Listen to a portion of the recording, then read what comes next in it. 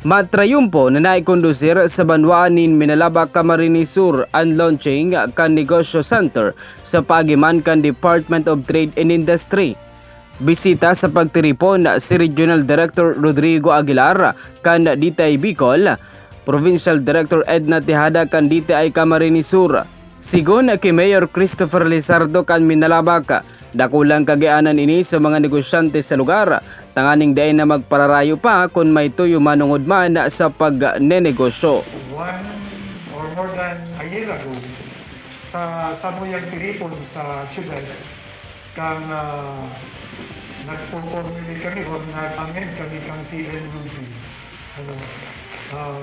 We invited the DTI representative. And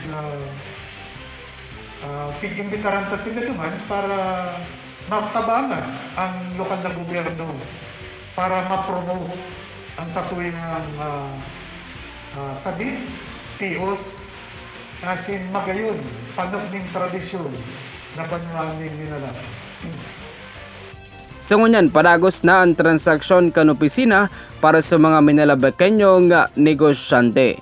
Yan ang dagdag na barata gikan sa One Media TV 48 Naga, Jerome Briz para sa News Force Bicol.